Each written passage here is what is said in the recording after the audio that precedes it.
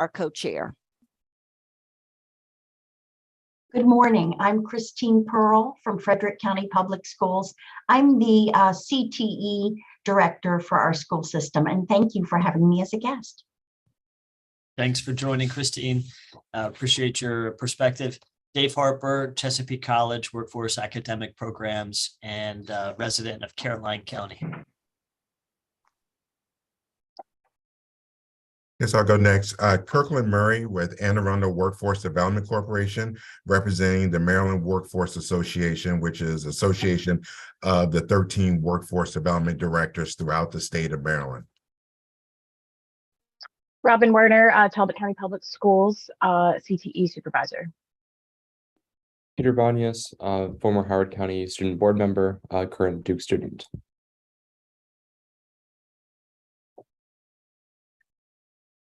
Okay, let's get right into updates.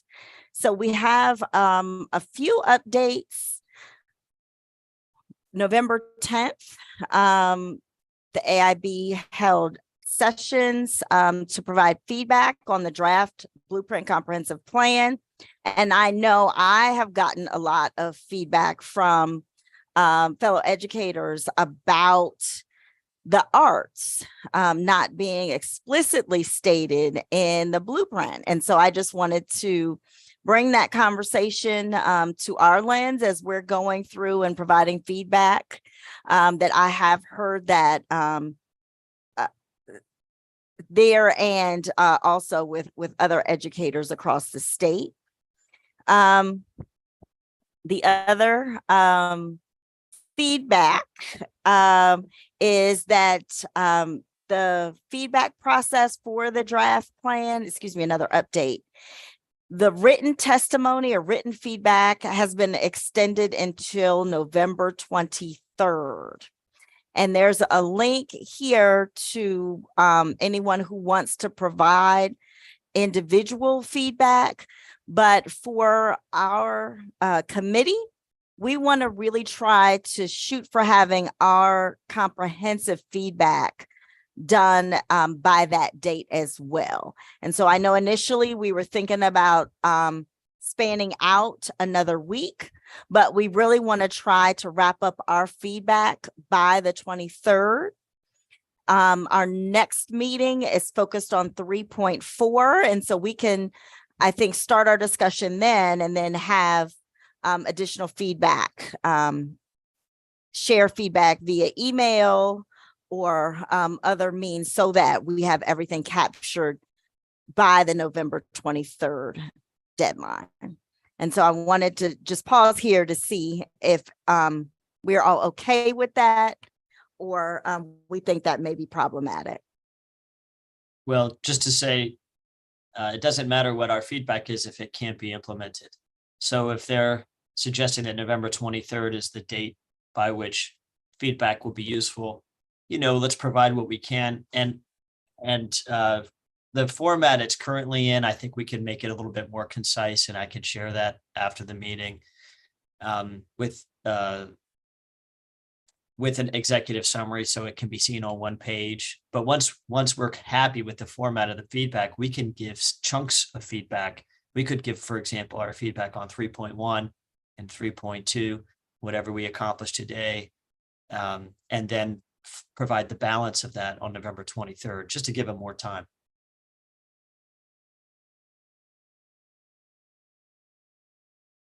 I like that. I like that suggestion. Since we've already had discussion about 3.1, 3.2, and today's focus on 3.3. And just a quick note, and I don't know, we have Rachel here. One thing, the current feedback is the recommendations that emerge in our notes, and it's embedded in the draft comprehensive plan. And the only reason for that is that if they're going to be editing or adjusting the comprehensive plan potentially, that they see the feedback in direct relationship to its context. But, Olivia, in a conversation, that you and I had, it makes sense to have it really that on those implementation timeline sheets that we have that are sort of like Excel sheets, we could have an executive summary integrated with one of those. So it's super clean and you can see it at a glance.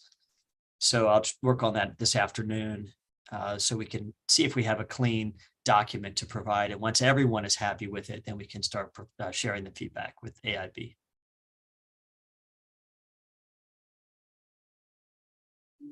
I just want to make sure I understand. Are we still planning for the meetings that we have already scheduled? So this one this week and then next week on Monday, and we're just going to try to get through as much as we can between now and Monday. Because I know originally we were planning on finishing up after the holiday. And just see how far we get today and Monday. Is that really our plan? And then whatever we have to communicate via email, we will on a shared document. Yes, I think that is our revised plan. Okay, that's fine with me. Yeah, Rachel's saying that that by Wednesday of next week, really, they need to have the feedback in order to act on it anyway. That's meaningful. Okay. I'm good with that plan. Sounds good.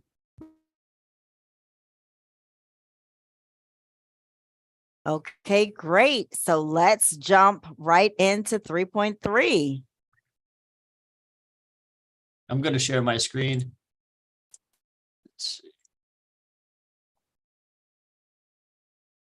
Just let me know if you can read it, if it's big enough.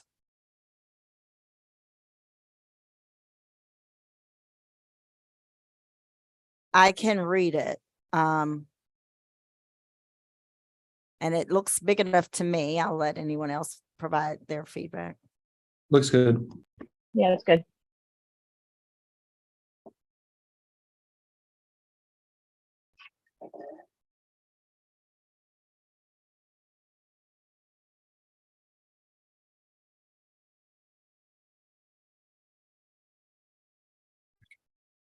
And so the first thing I think that jumps out at me when we're looking at 3.3 is the timeline. And so that a lot of these things are to be implemented next year. And so I know a lot of us are doing a lot of this work, but that implementation date, that we need to have it, I guess, in a concise way. And this LEA shall assign a teacher to work with the student who has not met the CCR standard by the end of 10th grade to lead the development of an individualized plan. I'm just thinking about our I want to say lack of teachers and how this is going to be implemented in this way as it's written right now.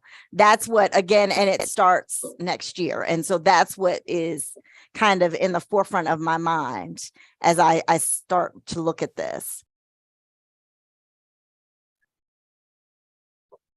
So is this where it says teacher, assign a teacher to work with student?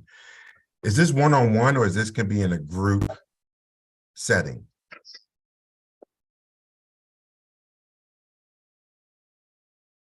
So I'm thinking it may be like a group setting, but the plan is individualized. And so Right.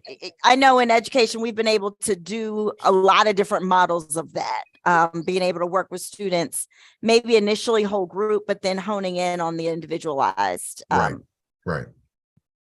So here's an example. So right now, currently in Anne Arundel Public Schools and 2 high schools and 1 night school, the workforce board provides staff to work with students for 2 semesters. The first semester is a lot of career exploration. And the second semester is that we pay for internships. We pay for them to go into internships. Right now, we're only focusing on high school seniors who have identified they're not going to college. So would this be a strategy that would help to do this? Or Is it more to, in the 10th grade, we want to try to get students more prepared to go to college versus going into careers? So that's a great question. And the piece that you're speaking to, my interpretation, I think, would go with 3.4, the high quality career counseling. Maybe not necessarily the initial support pathway, because Okay. it does specify teacher. And so I'm just thinking, what does that mean specifically? So in our conversations, if I'm remembering right, 3.2 focused on the CCR assessment or assessments, plural. And that's the gateway. It's instead of waiting until your senior year to determine whether you're college and career ready, try to calibrate that, find out if the student is on track in the sophomore year. Because once a student is stamped or determined CCR ready, that means that they can begin either the college pathway and getting credits toward an associate degree, or the career pathway and working toward an apprenticeship or a credential in an industry. So I think the way I read this, if this is about implementing those pathways and then providing supplemental support for the students who aren't there yet. So if they're not on either of those pathways, they're on this individualized remediation. And what I see is that on 3.3.1C here, that there's a call to collaborate between LEAs and community colleges to develop and implement a program of study for students who have not met the CCR standard by the end of the 10th grade. So it's an individualized plan, and it's a plan that puts them into a program that's co-developed by community colleges and LEAs. At least that's the way I read this. That's how I read this too. And I also wanted to echo Olivia's point about lack of staff. The other piece to it is, if we were to come up with the staff that could manage this type of load of individualized planning, how are they trained to do this? Because this is, to me, when I read this, you have to know the student, you have to be able to understand, to interpret their data, their scores. I just feel like this goes back to where we left off in our last meeting. We were talking about everything has to align. And how is professional development going to align to something like this as well? Because this is going to involve virtually all teachers who are working with our students. And what kind of funding will there be to help support this? Because this is not possible to be done during their regular working hours. To me, this is something that takes time outside of school to do, where we would need to be paying stipends.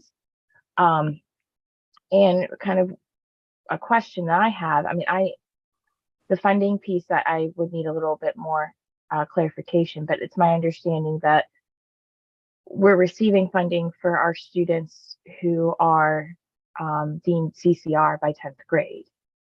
But we're also having to provide this kind of level of support. Like, we need funding to get them to CCR if they're not there also. And I understand why we're getting funding for our CCR students, because they're moving on. We have to support them. There needs to be the funding to support them through that AA degree or CTE program or College Board. But what about this group?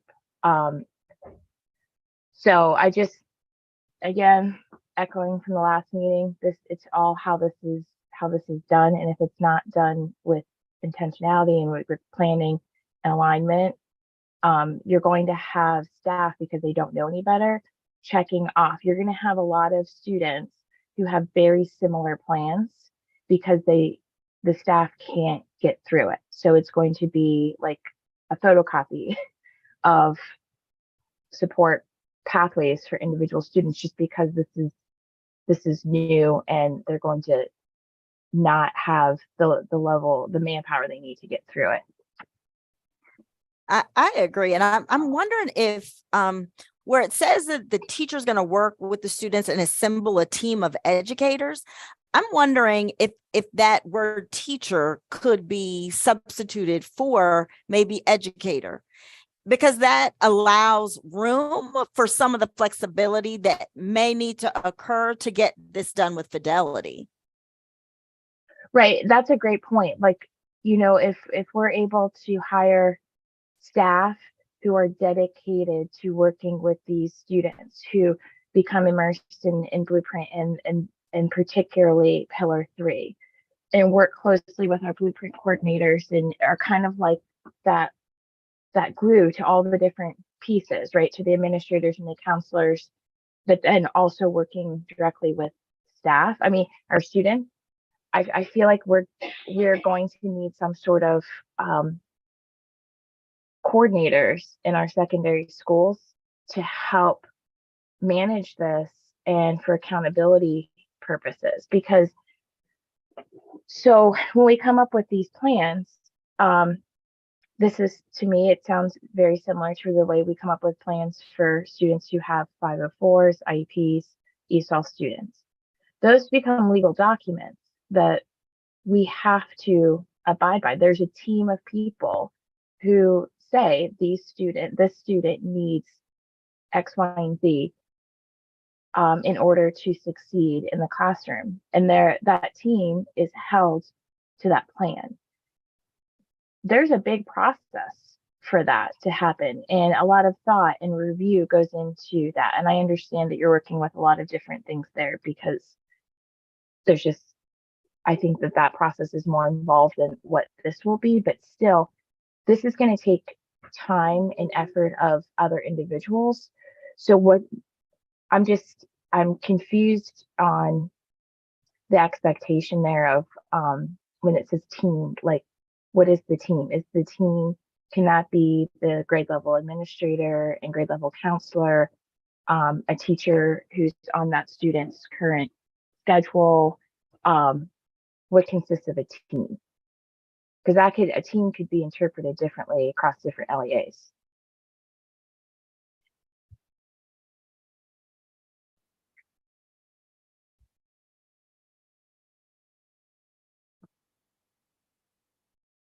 Robin, just a note, I see going in to point to define the term team, but I think that LEAs will want flexibility to define the term. Absolutely. I do not I think we guess what want I'm legislators to define, or the AIB to define that for us. Totally agree. I guess what I'm saying is, can we use the same language that Olivia had suggested with the educator? Does it have to be teacher team? I can't remember. Is that how it's listed also? A team? Is it a team of teachers? I just want to make sure LEAs have flexibility to include other staff on that team as well.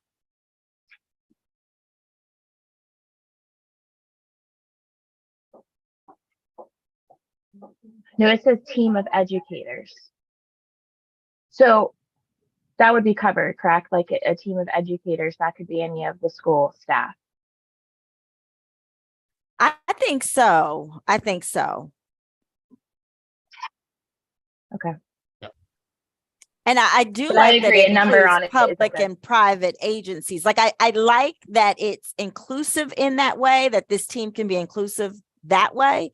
But the teacher leading it is the part that I'm thinking that we may need a little more flexibility. I agree.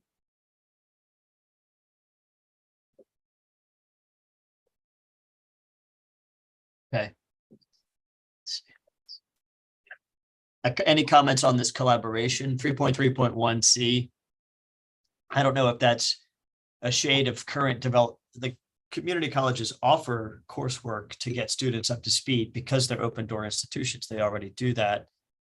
It says here, applied experiential courses that are highly engaging and focus on problem solving. It's an interesting point. Are these community college courses or are these LEA courses?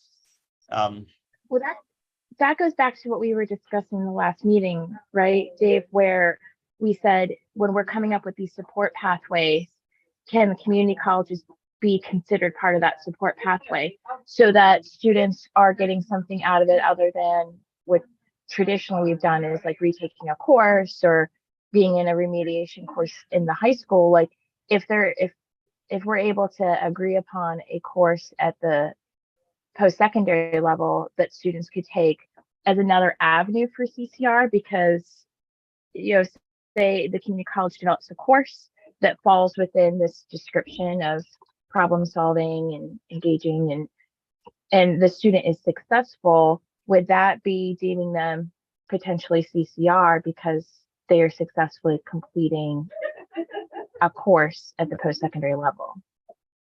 We do have Like, can courses. that also, sorry, go ahead. Well, we have courses designed to do that, to bring up students and integrate them into Right. credit instruction. It just would mean the funding would have to be available, you know, whether it's through Maryland Promise or through Blueprint, through the LEA. So I guess what I'm asking is this kind of killing two birds with one stone with what we had talked about? I guess it was in 3.2, wherever it's all blending together now for me, but wherever we're talking about support pathways, could that potentially also fall under this with 331C, that course? It could potentially, it could. I guess that all depends on what comes out of the study, right? It's interesting, you know, they have something in mind here. Applied experiential courses that are highly engaging and focused. I mean, they're describing CTE courses in a sense. Although they may not need to be, but I mean, we've said ourselves college and career are not synonymous readiness levels. In other words, a skill set for college prep and the maths and English is required are not exactly the same as the skill set for going into some of the more traditional trades. And sometimes the way students are engaged and it's saved, for lack of a better word, or re-engaged with their education is through the CTE, because they're applied, they're experiential, they're hands-on. So anyway, all that to say, the current developmental courses that are remedial at the community college level are pitched toward college prep. They're not pitched toward CTE. Usually and often it's the CTE program itself that re-engages the student. Yeah, and I think that's the part that gives me pause here is the potential separation. And it's unintended maybe consequence of reading this. I'm thinking, okay, if a student is deemed CCR, then they have these other college track programs available. If you're not deemed CCR in this way, then you need to focus on these things that are highly engaging, problem solving, hands-on, but I need them to come together. And so how does this make sure, or we need to make sure that this is not separate tracks, that this is the students taking different pathways to the same track? What is that track? When you say the same track, what do you mean? I mean, being, if we are looking at how students are deemed college and career ready, right? By the time they graduate, they should be able to do all of the above. And so it's not, oh, you get, again, this is my interpretation. Okay, if you're not deemed CCR, then we're going to put you in this particular track and you're deemed career ready for this area, but also making sure that they are still college ready if that's what they so choose. I hope I'm articulating that appropriately. Christine Hello. Pearl has raised her hand. Thank you. As a guest, I'm not sure what I'm allowed to do here, so I raised my hand. And I apologize, we don't utilize Zoom in our school system, and so I can't get my video to work. But you're talking about something that is near and dear to my heart. Certainly all CTE courses, we try to enhance CCR, and we want our students to be CCR because studies have shown that all of our students at some point in their career are going to need some form of continuing education. So we want them to be ready to be able to do that. However, I'm not sure that CTE by itself will meet the criteria. Again, it enhances the language arts, it enhances the math, it's that application of knowledge, but I feel like you need something else that's happening that also focuses on some sort of building of these skills.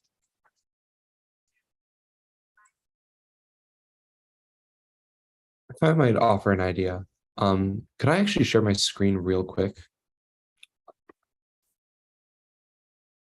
I You don't should be have able it. to now. Thank you. Find this. Okay, so this is the requirements for graduation within the Howard County school system. And the conversation of different tracks reminded me that I remember when I was building my course scheduling in like 10th, 11th, and 12th grade, that I was able to choose between things like going down the world language track to graduate, doing the CTE or Career Academy style, or doing the technology program. So I think when we mean one track, I think the point, Olivia, that you're trying to get at is that we want to have a universal program, right? That a Maryland graduation diploma, means one thing. We're preparing our students in the same way, but perhaps it's this program choice that maybe that delineation might be how we integrate it and consider. Now, I don't know the specifics of how this actually works, but into that part of the program. And I can speak to that. First, the advanced tech is no longer recognized by MSDE. So currently there is only the World Language Completer, we call it the University of Maryland Completer, and the CTE Completer available in COMAR. But I would like to see, rather than tracking students to one or the other, that we prepare all students to be CCR, and that involves a combination of career and technology education, as well as AP courses, which we have many of, or dual enrollment courses, which we have many of in career and technical education. So I'm just hoping that the language can encourage a little bit of both. That makes I, sense. Yeah, oh, sorry, go ahead. No, I was just gonna say I agree with Christine, and so in a smaller, from the perspective of a smaller LEA, we do not, although it is a choice between like world language and CTE, because that is options for having the requirements for Maryland diploma. Most of our students in CTE, it's not very uncommon for them to also have the world language component also met. So when we present it to our students through our counselors and teachers and administrators, it's not presented in the way of you can do the world language program or you can do a CTE. It is often packaged in a way of encouraging both. And only when we get to a situation where students just aren't finding success in one of those areas, like say they had taken Spanish 1 while also doing a CTE program in 9th or 10th grade, and they were struggling with Spanish, at that point we would have a conversation of, it's really important that you move on the CTE program and are successful, because you're not meeting that requirement if you choose not to move on in Spanish or Latin or whatever the world language program. And the same would be if they were struggling in the CTE program while being successful in a world language. The conversation would be, do you want to pursue this program, or would you like to try another CTE program? If you don't want to continue down the CTE program, you're going to really be dependent on this for graduation. So in Talbot, we don't package it the same way, although it might be written similarly in our program of study. The actual like counseling and conversations we have are encouraging students to do both. And we want as many of our students to also go through world languages. We have a growing community of Spanish speaking residents that we think that it is really valuable for our CTE students to also be as fluent in Spanish as well. Especially our CTE students who are going out into clinicals, like our CNA students, you know, that's valuable for them to have world language accessibility also. So I want to echo what Christine is saying of like having a combination of these. And this has been my biggest concern with these pathways, that if it's packaged in a way to families that they choose a pathway, no matter what we call it, track, pathway, program, whatever name we call it, when we're packaging it in a way of that they have to choose, we are taking out that well-roundedness of having what we currently have, which allows students to do some of both while also still getting their graduation requirements. I'm very concerned that it's going to turn into a, which of these three directions do you want? And an unintended consequence is that students who work before this, taking world language, taking AP classes, and taking CTE within their 4 years of high school experience are not going to have that experience anymore, because they're going to be forced into one road instead of having these options all along the way. It does in 3.3.2b reference need to participate in at least one post CCR pathway, but that is the only place in the documentation that I have found that it even remotely addresses this particular issue.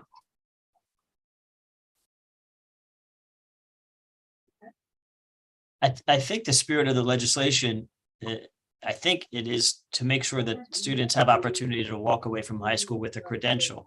They'll have a high school diploma and a certification, or a high school diploma and an apprenticeship, or a high school diploma and a certain amount of credits, up to 60 on their college transcript. And am I hearing that, you know, it's important that, I mean, you probably can't do all three of those things, but that in the process, you know, of going to a graduation, students don't feel pigeonholed too early.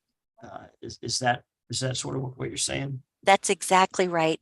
And for those school systems like Frederick, like Howard, where 80% of students go directly to college, there is no way that we would be able to meet our 45% requirement of industry certifications if we're saying pick one or the other, because that means the college students are going to pick that pathway and not consider CTE, and then therefore not earn industry certifications.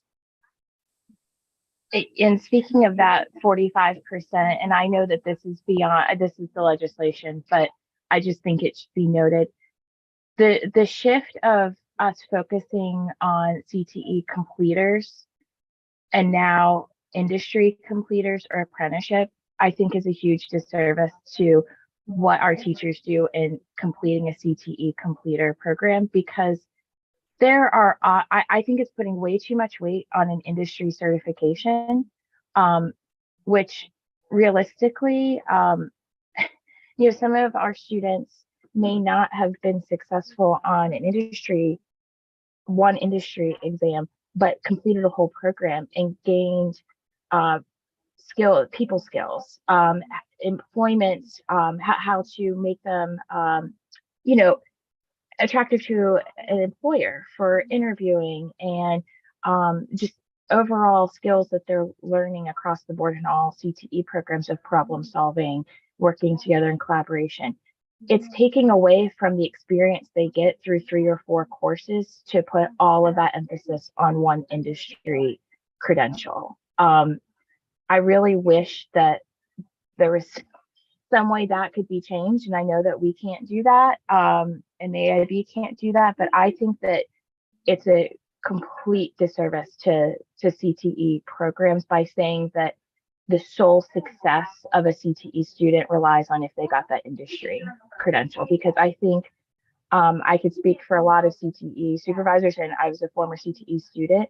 I have a lot of students who didn't necessarily pass the exam in my biomed program, but went on to be nurses and doctors and very successful.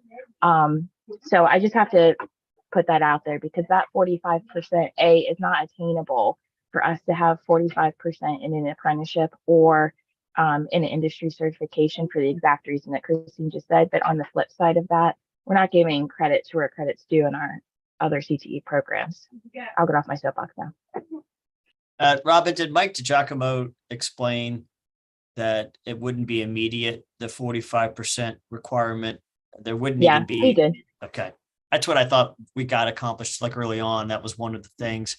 And I know apprenticeship availability here on the Eastern Shore for at least 5 counties is very limited. So We're all going to be tapping into a lot of the same people. So yeah. So Robin, I hear what you're saying, and I agree with what you're saying.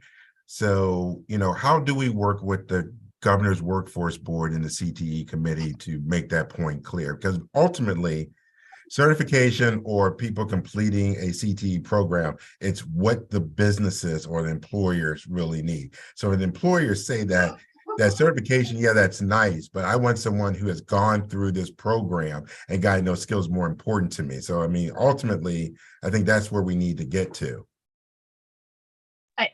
I agree. To me, if the CTE committee is reviewing all of our CTE programs and working with the Workforce Development Board to say, okay, we've reviewed the programs that Maryland offers. These are the recommendations that we think need to happen to these programs to make them more rigorous and to meet what employers and the Workforce Development Board and all of the stakeholders say need to happen. So in theory, if that CTE committee is giving recommendations on how to adjust our programs, that you're right, that should be, if a student successfully completes those programs by a trained industry certified instructor in those areas, that should be just as important as a student taking a certification exam. And I guess my other point to this is too, each program is different and each LEA is different on when we administer exams.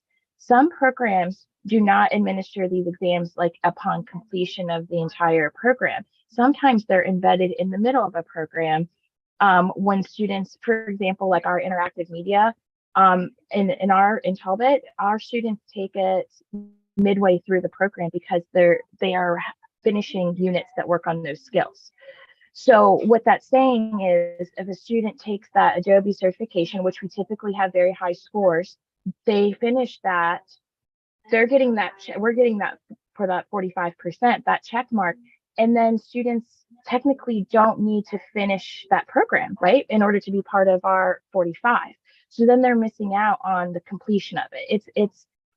It's saying that industry exam is more important than completing a whole nother course. And that's just one example. I mean, a lot of them, they do finish at the end, but I just would like to see the CTE program completion also being part of that 45 again. Right. So how many in Talbot County, in your county, how many of your CTE programs somehow either lead to or you test for a certification? Do most of them have some type of industry recognized certification in it as part of the program? Well, so they do, except this is what we were discussing all the CTE directors when we had our last meeting. I don't know when that was, Christine, with our about a month ago. Yeah, about a month ago. We were talking about this. So they do, with the exception, we have a few that fall in a gray area because they lead to college credits instead. So for example, our Project Lead the Way courses in biomedical science and in engineering, they don't take an industry certification such as like ASE for auto tech or the CNA exam. They take the Project Lead the Way. It's a national curriculum, which a lot of us use. And that gives them the opportunity for college credits through Stevenson University for the biomed program, which they can then transfer. So it's not necessarily considered an industry credential, but they're getting college. For us in Talbot for computer science, this is where it really would get interesting with these pathways because they take one course in a foundational course, and then they go and take AP computer science to complete the program. So that is a cross between AP and CTE. successfully completing that, that's not technically an industry certification, but then they would have those scores to apply to college. So all of our programs have some sort of exam leading to either an industry certification or college credit. But we have a few that are in this gray area because that's what CTE is.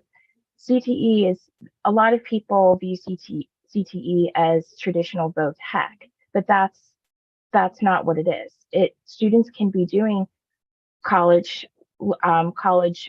exploration and looking into like how that pathway can go on to a 4-year degree, or they could be looking into going directly into a career or a trade school all within one particular program. And biomed is a perfect example of that because we have students that do go straight and work, and we have some that go to 2-year school, some that go to 4-year, all within one program. So it's not the same for every student, and I think that that's another piece of this with these pathways, that we're meeting the needs of students in CTE regardless of what pathway. I mean, even students who want to go into the military, we have an NJRTC program in Talbot.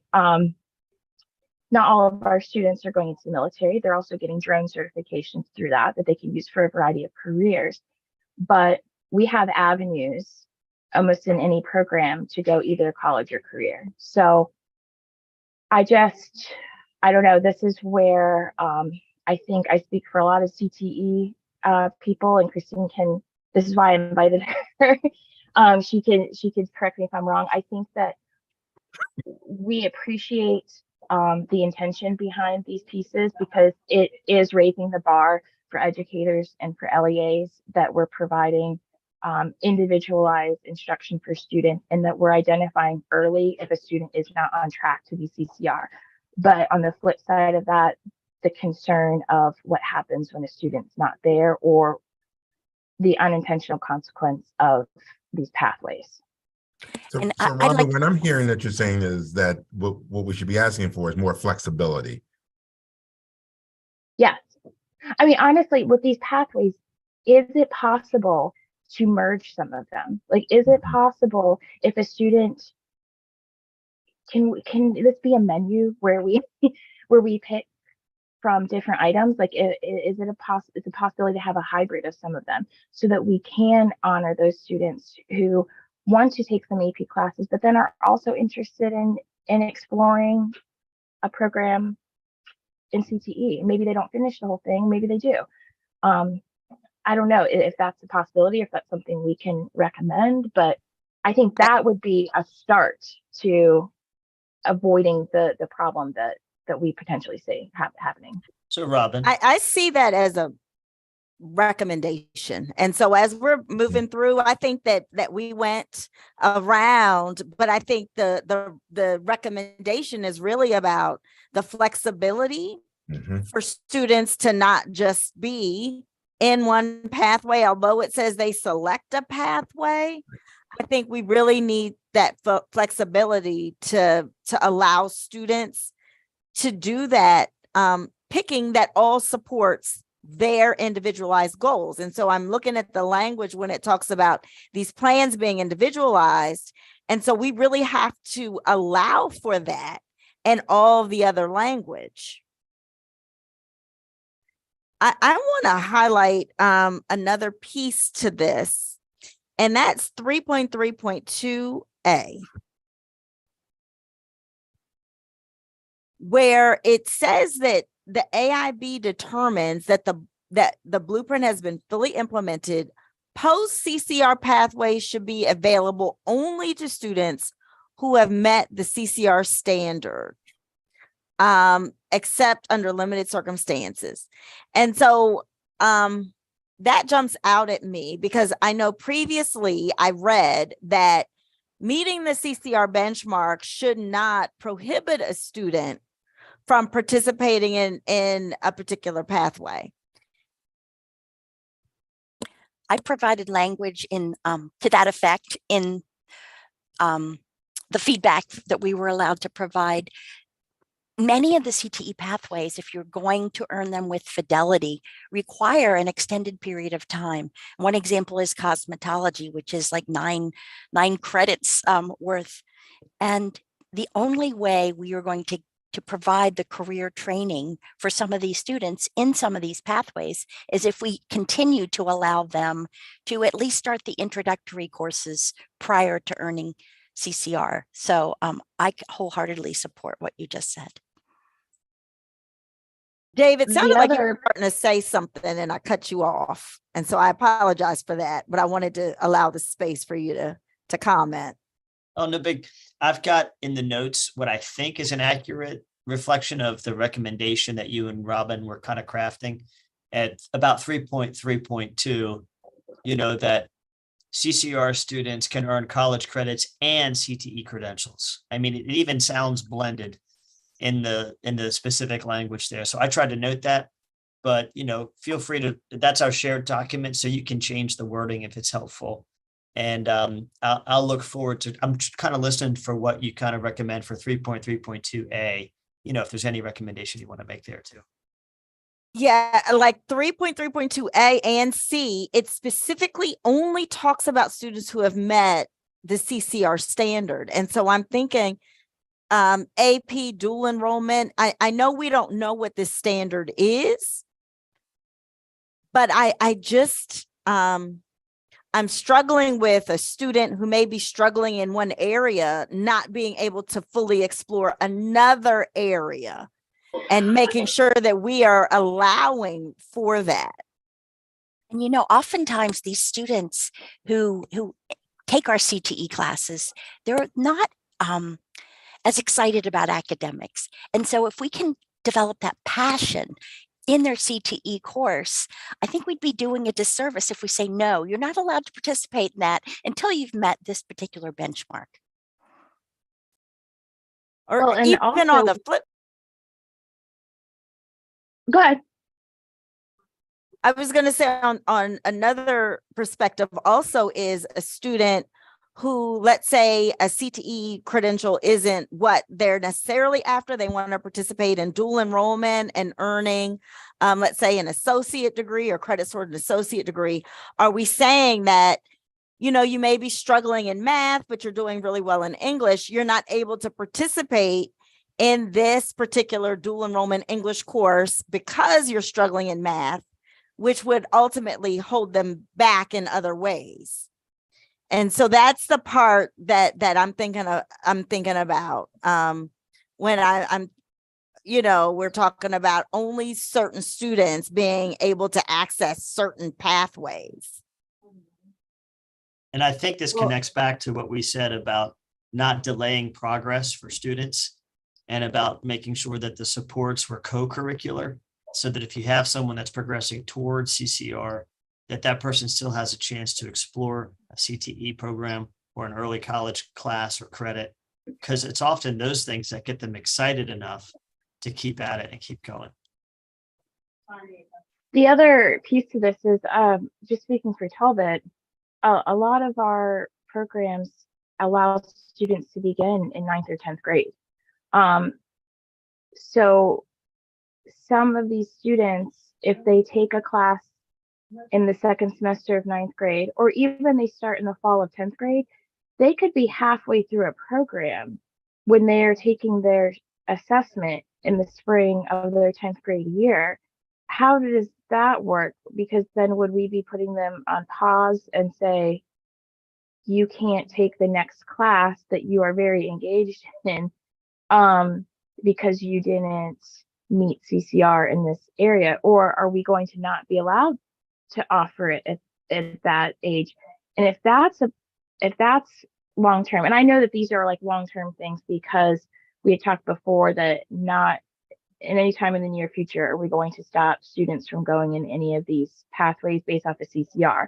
So I'm thinking of this like when we reach the end of this, when it's in full implementation, how just mathematically in their schedules, if that's the case and we don't allow students to even start not just CTE, but a dual enrollment or an AP pathway, I know just looking at our schedule in Talbot, that is kind of like a hybrid 5-period day. It's similar to a block. They would never be able to finish one of those other pathways if they have to wait until 11th grade to start them. And they certainly would not be able to do an apprenticeship program, because apprenticeship, you need to have your related instruction. And then usually our students are doing 3 semesters. It would be very rare for us to be able to do apprenticeship, to do it well. So with having the backing of both a CTE program and then students leaving a CTE program to move on to apprenticeship, we wouldn't be able to do that. So I think there needs to be some clarification there about what does this look like for programs that start. I mean, we have students in AP classes in 10th grade, and taking dual enrollment. So are we not allowing that until and at that point they're not even eligible to test yet? So I'm just I guess I want to know, or can we add, like, is there flexibility dependent on the program of allowing students to pursue these before, early enough?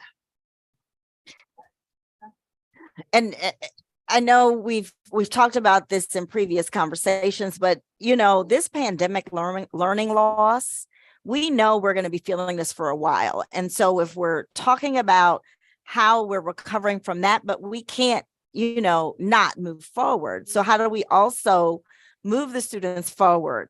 And to your point, in 3.3.3, it talks about a gifted and talented student may meet the CCR standard and shall have access to this post-CCR pathways. And so if we have a middle schooler who is accessing dual enrollment, which we often have in our district, again, are we going to say, you know what, you're taking Calc 1, Calc 2, but you can't take college classes anymore because I need you in this particular course here. I just feel like we've got to come together again, because we are tasked with providing these individualized pathways for students. Well, and also, what about a student who doesn't necessarily want to do a pathway, but they just want to try one of the classes? I mean, it's very common for us, because I'm in a comprehensive CTE schools where all these classes are available at their home high schools. It is not uncommon for our students to just take one of a program as an elective just to get some experience. Like, they take the intro culinary class just because they want to learn some basics in the kitchen. Their intention is not to necessarily do the whole program, and that's fine. Would they not also, because it's technically going under one of those post-secondary pathways, but they're not taking it as a post-secondary? I don't know if that makes sense, but would that also be prohibited? I guess I don't know how to capture this in the notes, Dave. I feel like there's a lot of rambling in this meeting today, because these are the things that I think a lot of us are passionate about, because we see some of the red flags of what could happen that could be harmful. I think there needs to be something that includes some sort of flexibility. I just don't know how that's worded. Perhaps some of this begins in the middle school advising, because I think everything is designed to accelerate student progress. You identify, and the thought was, well, let's identify early if they're CCR 10th grade. But in fact, that's not really early. So the guidance has to acknowledge, if I'm hearing you right, that these CCR pathways, whether it's early college and AP or whether it's CTE, they can begin in the 9th grade. So there have to be some of these conversations and advising conversations, maybe even assessments occurring earlier in the middle school years. And you want to retain flexibility throughout. So, and really focus on the support. Oh, go ahead. I'm sorry. No, I was just going to point out the testing piece of it. But you mentioned it, you brought up a good point about, if I'm understanding where you're going with that, if a student is on an accelerated track, say they're in algebra middle school, and we have them take that assessment, the only issue is there's a federal requirement that students are tested in high school. So we run into this issue in math all the time, at least in Talbot, where we have students who have access to taking high school level courses in math in middle school. But even if they are successful, it doesn't count as their federal requirements for being assessed in math while in high school. So we end up having to put those students have to be tested again. So there's nothing we can do about that. That's a federal thing. But I guess where I'm getting at is as long as that can still count for their CCR, I mean, what does that look like for a student who is in that accelerated pathway? Math is a little bit different because it's based off of the subject, where you can take these classes in different orders and some take them faster than others. ELA is what's really going to hold students back because that is specifically for 10th grade right now. You cannot take that earlier. Those tests they're not subject based. They're more, they take their ELA 8, their ELA 10. So a student in that situation, even though they might have met the math piece of it in 8th grade, they would not be fully CCR until they sit for that 10th grade class. So again, I think that's going to come back to 3.1 with this empirical study, and whatever comes out of that and whatever is determined to meet CCR, because I think in the end, it's going to be something beyond MCAP, right? Like I think it's probably going to include a lot of different avenues for this. So maybe that's something that needs to be brought up of like, can there be accelerated pathways for demonstrating CCR so that we're not holding those kids back either? Exactly. And we've started to touch on this with the multiple assessments or multiple measures. The current MOU that determines college readiness for dual enrollment and for other students, that is between the Maryland State Superintendents and the community colleges.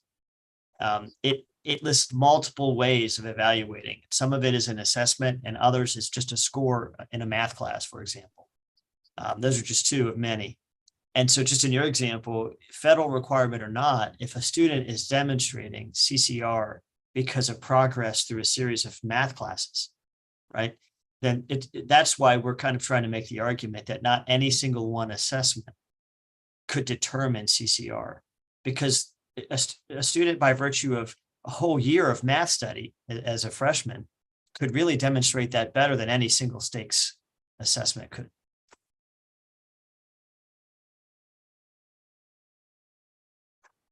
Yeah, I agree.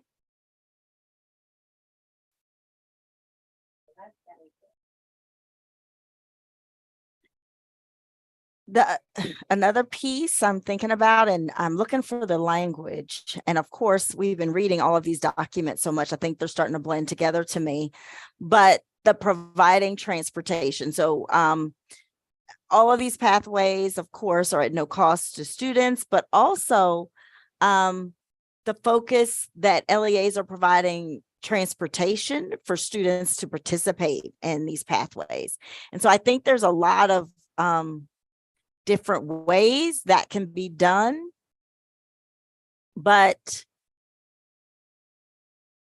I'm just wondering about resource allotment, and how we're going to best utilize everything we have. I'll give you an example. I'm thinking about, let's say we have a school that is not close to a college campus or not close to really anything. Providing transportation, like we can put kids on a bus, but it's going to take all day for them to maybe get to where they need to go. And then we're looking at, okay, what about providing some of these resources at the school, maybe dual enrollment courses or AP teachers? How are we going to support those teachers in doing that? What if, there's a teacher shortage? So how is that going to look for every school? Well, and that's the reality for us in Talbot. I mean, we have kids that are at St. Michael's Middle High School, which is, about a half-hour bus ride to Easton, and that's just to get them to do cross-campus or maybe some apprenticeship programs that there might be more opportunities in Easton than in St. Michael's because St. Michael's is more rural. But then if you're talking to go to the closest community college, that would be Chesapeake College. Now you're looking at an hour commute. I think that we're going to have to definitely utilize technology. And Chesapeake College isn't just serving Talbot County. I mean, Chesapeake College is serving a large piece of the shore of 5 counties. I think you mentioned about staffing. One of the things we've been talking about in our leadership teams is a positive outcome of this would be if we have more students going into dual enrollment, and if it's in an online setting that can serve multiple counties, or a hybrid. Some classes might be in person, some might be online.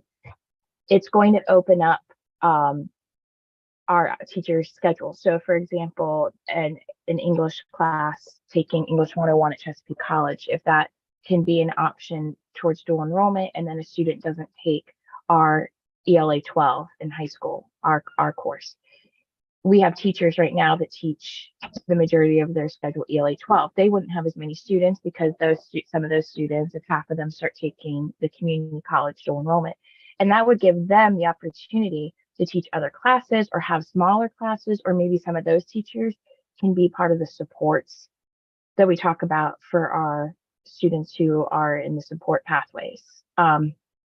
So there will be some shift, but it's really hard to plan that when you don't know. We plan our master schedules a year in advance almost. It's really hard to plan that when you don't know how many students are going to be enrolling. And this is going to be just part of the growing pains with this, because I think once it gets established, we'll be able to predict better how many students do go into these courses. But in the beginning, I know there's a lot of anxiety with that, because how do we accommodate for all of these students? And if transportation is needed, you're right, some of our students would be on a bus, and we don't necessarily have enough bus drivers to accommodate dual enrollment and apprenticeship, because apprenticeship would fall under that access as well. If we have a student in St. Michael's that wants to do an apprenticeship at Easton Utilities, we're going to have to, and they don't have transportation, we're going to have to figure that out. And that's on an individual basis. So I know on the shore and some of the more rural counties, we're looking at that long term of like, what are we going to do for apprenticeships? Because at least with going to a community college, any kid who's going there, they're going to the same place. But for apprenticeships, they could be at different times of the day. They could be all over the county. Some could be in the morning, some could be in the afternoon. So you would literally have a bus just driving all around all day, and it might not even be for a lot of students. So yeah, that access piece is really concerning for a lot of us. And we don't have the public transportation that's accessible on the shore to even like partner up with public transportation of paying for like bus fees or something like that. I mean, we don't even really have many people that Uber on the shore. And I don't think that even some of the larger counties have that either, really. So I would say in Prince George's, we're very diverse. So we have urban, suburban, rural. And so it becomes a situation for us as well. Yeah, same in Anne Arundel. And so I think, Robin, you made a point about timeline. And so this timeline that this starts at fiscal year 24. And so I think next year is going to be huge with growing pains, because the study doesn't come out until September in the same fiscal year that we're implementing. It looks like we are also going to get the results of the empirical study. And so we're going to be doing this simultaneously. I don't know if Rachel is still on, but I want to make sure I have that timeline correct, that these pathways and the support for them are supposed to start with the updated timeline at the same time in the same year that we get the results of the study. I believe that is correct currently, yes. So I feel like this is a huge opportunity for us as a committee to provide feedback, especially on the timeline. I don't know what parts we can do, in that fiscal year and what parts we want to say, can we delay it a year? But I just feel like doing that at the same time could potentially have a student involved in a particular area, and then it's like, oh no, let's stop. We can't, we have to shift, and we don't want to, of course, disrupt a student's educational plan.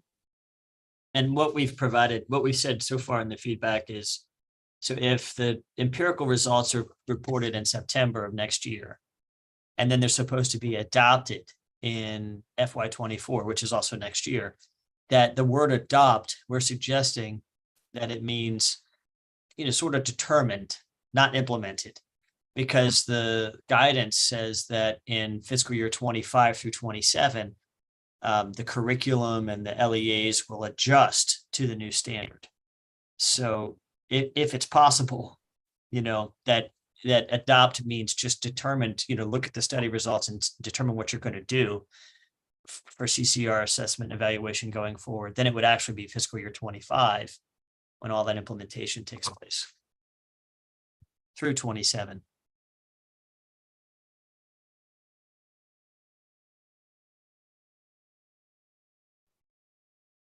Okay, because when I look at, what is it?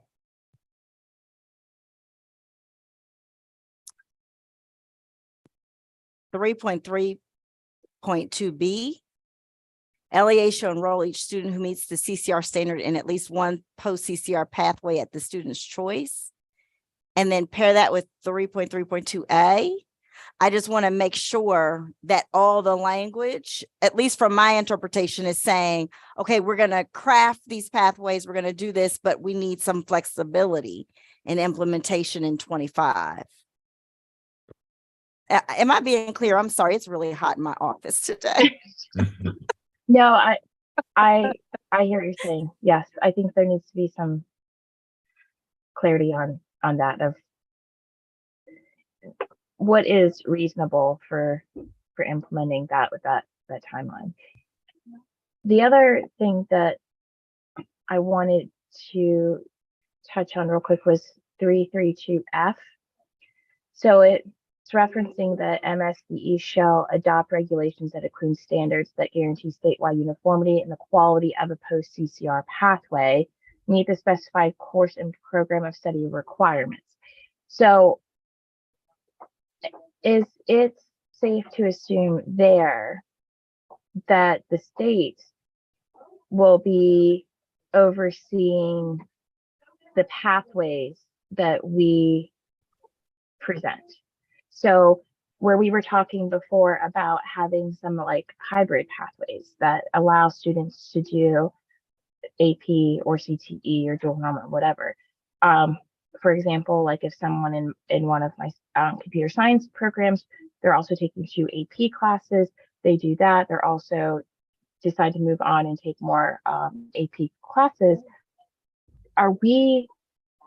Is this something that's going to have to be approved by MSDE, that we all make our own pathways, but there's going to be some uniformity of all of our pathways from the state level, and then we just build our own from there? Because if that's the case, where MSDE is giving the guidelines of here is what we want to be uniform for these pathways, I'm just curious where the update is there on like where they're at with those.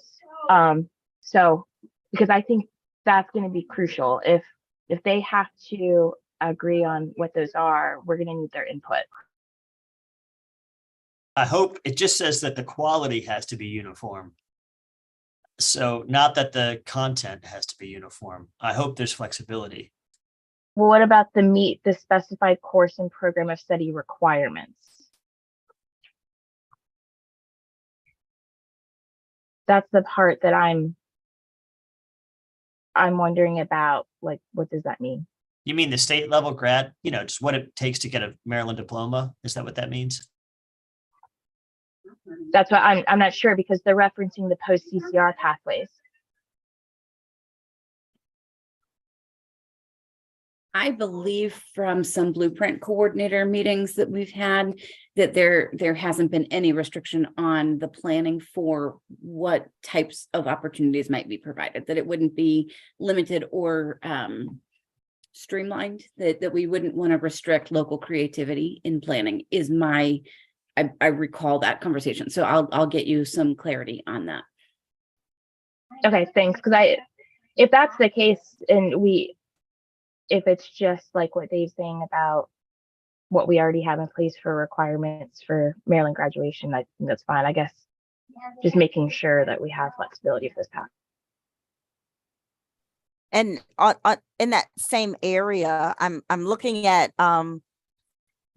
the latter part where it says including credit towards high school graduation requirements for any college course that are approved by MSDE. And so right now, LEAs work with their community colleges to kind of assign dual credit for specific college courses. And when I read that piece, it made me wonder, is this something that now MSDE is going to do and provide a broader oversight as to which college courses can meet which high school graduation requirements? That's a really good point to make because we've discussed that in our leadership as well. Some of we have some required courses that our students take, for example, like government, US history, but those courses, we don't know necessarily the alignment of what's offered at the community college because we're following standards for MSDE that all students have to have with our graduation requirements. So how does that work if we're allowing students as early as middle school to take courses at a community college? Where is that balance, making sure that if they take a government course at Chesapeake College, that they're hitting those same standards that we're saying that they would have met, that's replacing the course they would have taken in 9th or 10th grade in high school, And we've already done that with some of our courses in our dual enrollment programs, right? But because this opportunity hasn't been until now of having, more dual enrollment opportunities, how far do we have to go with potentially making sure there's alignment there? Because that would be a heavy lift on the community colleges to then be following MSDE standards and objectives for some of our classes. It would be a fun challenge because we already have to make sure that our classes articulate to four-year schools and their general education requirements. And so just as a note, I don't know if this is helpful, but the state has passed transfer legislation even just last year that really set the bar at 70% similarity. So that like Salisbury University has to accept Chesapeake College's history class if the learning outcomes are 70% the same. They look at the syllabi side by side, they look at the curriculum. And if the state would grant that same flexibility, what we've always done in the past is have conversations with your academic leads and your faculty and our faculty to see where it makes sense to award dual credit. So you get the credit, we get the credit, we both have the enrollment and the content is substantively the same. We'd probably have to have a similar conversation and hopefully they take the 70% guideline. 100% would be the heavy lift because there's no way for us to calibrate to Salisbury University and all the local education authorities and Maryland state requirements at the same time. Right. Yeah, and I'm the wondering reality if it needs to, go ahead. Yeah, I would say the reality is we get kids who transfer from out of state, private all the time, and we honor those credits. You know what I mean? We favor the student in that, and we can't guarantee that there's 100% alignment there. I don't see how this could be done on a state level because even our local colleges offer different courses. So it would almost have to be done at the county level where in our case, our curriculum department are who analyze the college level courses to see if there is alignment, if we are providing credit. And we work very closely with our community college as well for developing articulation agreements or dual enrollment. But essentially for dual enrollment, we are teaching their courses. We are teaching our community colleges courses. But anyway, I digress. My main point is I think we would have to have local ability to make some of these decisions. I'm wondering if it also could be flexible. And what I'm thinking is, like, we have an agreement with our local community college and a couple of 4 years on specific courses. But what if at the state level, when I'm reading this, I'm thinking English, the English 101, English 1010, like there are some core courses that it seems like in colleges don't vary that much. And if the LEAs are already accepting them, let's say for English 12 credit, could that be a standard? Just like some core, like calculus or college algebra, not the plethora. But I'm just wondering if there are some cores that can be the basis that regardless, these are being accepted. Agree. I think I was thinking the same thing. I think you almost need to sit down with your community colleges that you'd be working with and map out the pathway that a student could get their AA degree through the courses that are offered at the community college level that would also align with what they're required to take as a high school student, so that they're not taking extra courses, if that makes sense. So if you look at how many credits they need, if Dave were to sit down with Chesapeake College and say, these are what we typically offer, or this is usually the pathway that a student is taking to get an AA, these are the core classes like that you were speaking about, Olivia, then those would be the ones that we would focus on with our own program of study. Instead of taking their whole program of study and ours, it would just be what would be beneficial to most students to completing an AA as quickly as possible while still being a high school student. So what courses do we not already have an agreement with that we would need to look at aligning? And we do that. We have several maps already prepared. And I think one was released at the state level, an example of one of those early college tracks that shows it's like a Venn diagram overlap between the diploma requirements and the associate degree requirements, so that a student can get to 30 credits or 45 credits or 60 by high school graduation.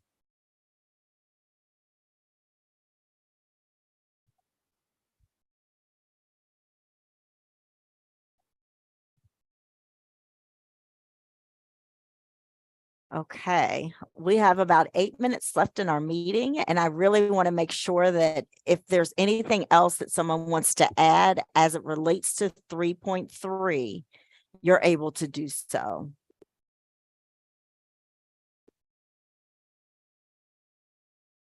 Can we go back to the discussion in the chat that Christine's referencing about 332A before we sign off, the language there? So I think that's the only piece that we probably need to go back to. Sure. So it says we may not be on the same page.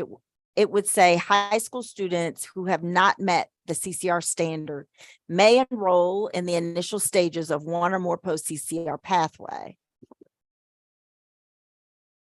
So rewording 332A. That would only reword the requirement guidance for implementation. The major subtask would still need to be addressed because that's where it says would be available only to. Okay, I follow you now. I'm copying and pasting into our recommendations. Thanks, Thank Dr. you. Pearl. Thank you.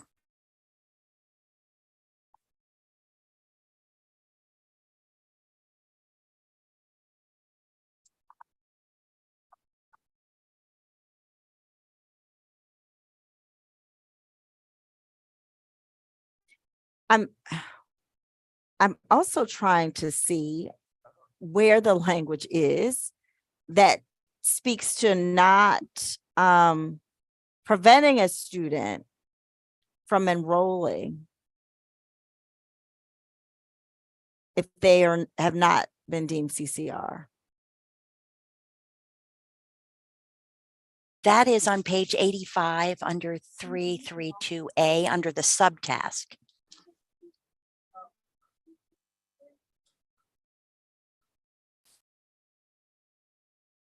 Thank you.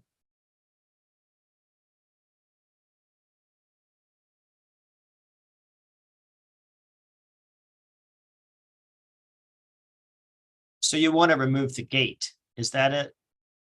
3.3.2A, so that there is no gate to the post CCR pathways.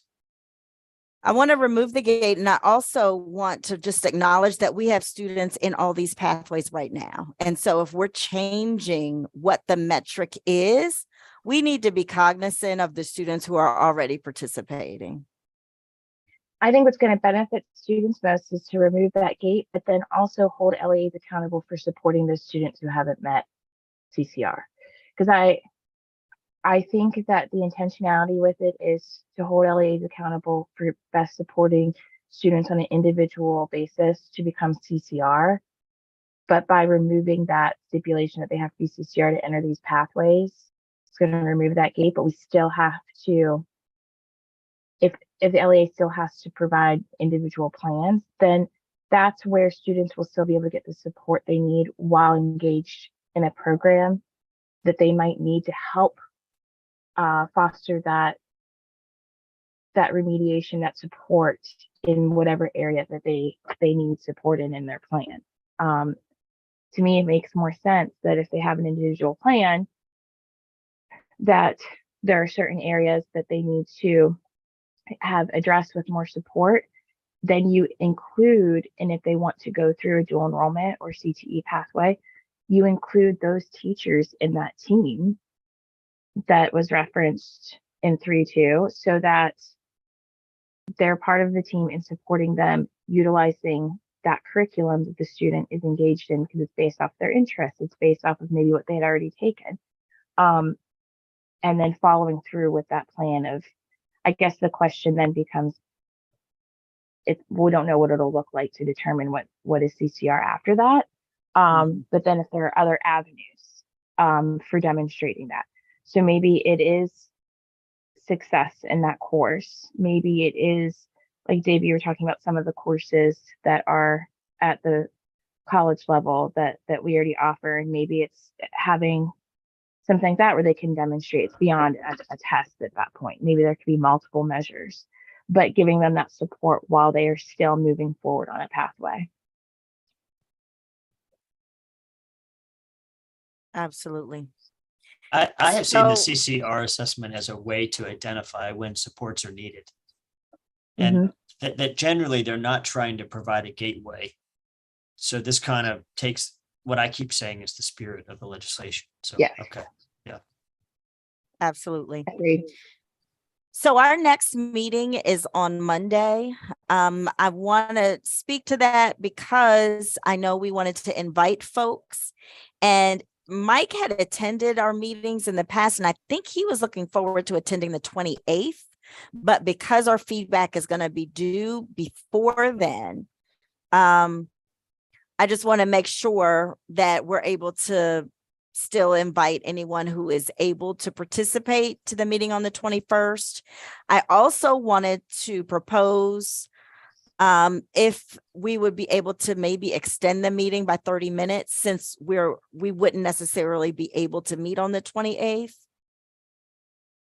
That's fine with me. I can extend it. And Christine, I had given you that date as well because I think it would be really valuable to have your opinion again and your input when we get into 3.4, since that one is so heavy into CTE and the CTE committee.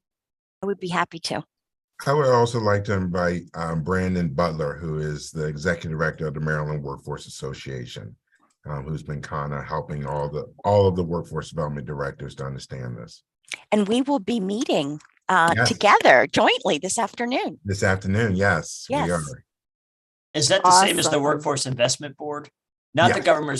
governor's Workforce Development Board, but the Workforce Investment, the WIBs around the The state. WIBs, yes. So, Okay. yeah, MWA is the association, of all the WIB directors, yes. And so they're implicated in the advising, and we have to have the MOUs between community colleges, LEAs, and WIBs. So we'll have a voice here. Can we get a CTE committee member too? Any chance of that? CTE committee's heavy on this. I could send an email maybe between Olivia and you to the committee to open a conversation and invite them. I think that's That a would be great idea. great. Okay. Yes, please. And Okay. so we're looking at that meeting being instead of 11:30 to 1, 11:30 to 1:30, which means everyone needs to eat a snack before we start. Might have to turn our camera off sometime in the middle there.